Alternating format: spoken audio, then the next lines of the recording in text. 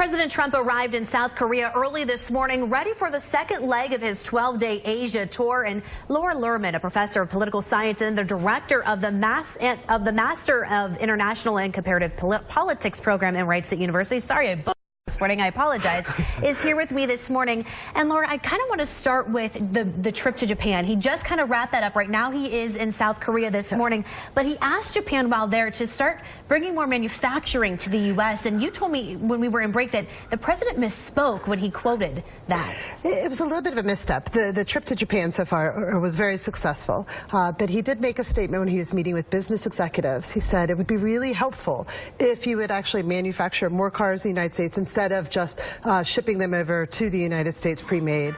And actually 71% of all Japanese cars in the United States are manufactured in North America, sold Honda 94%. Oh, wow. So there was a little bit of response to that, and I think he backed away from it. Absolutely. So do you think he just didn't know at that point, or he was maybe given misinformation?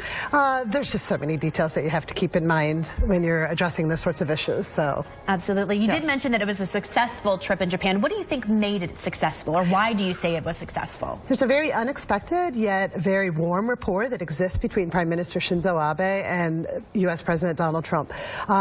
When they had their first meeting, Prime Minister Abe made hats. Do you remember the Make America Great Again hats from the campaign? Of course. These said, Donald and Shinzo make alliance even greater. And it's odd on a number of fronts. People in Japan do not refer to their prime minister by his first name. But I think that showed that very warm rapport that exists between the two leaders. And that's going to be very helpful in the days ahead. Which is interesting because the warm rapport, but also this alliance now with Japan. And you know, they've always been an ally, or not always, but they are now an ally with the U.S. Yes.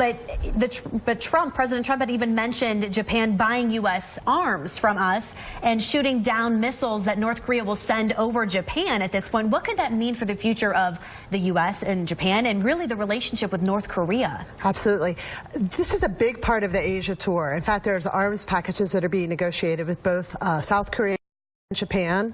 Some of those are going to be very defensive, like being able to try to shoot down some of the missiles. And I think this just shows the importance of the military alliance that exists between the United States and Japan, and also the military alliance that exists between the United States and South Korea. And the president in South Korea this morning, he also visited the military base that is there.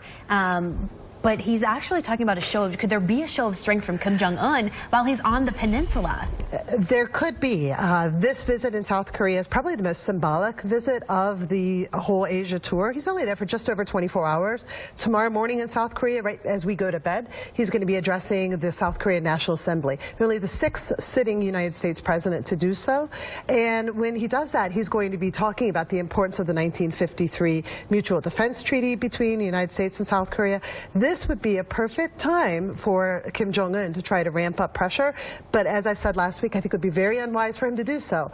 Could he do it? Absolutely. But there are 3 United States aircraft carrier groups within the region, a nuclear submarine in the region. We have made sure that we are demonstrating our military resolve in this crisis.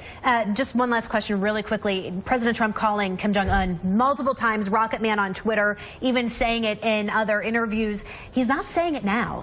He has stayed on script, and this has been, I think, very helpful for the meeting so far. This is one of the concerns about his address to the National Assembly. That sort of language is perceived to be very unhelpful, particularly by our Asian allies. So we hope that he continues to follow that script. All right.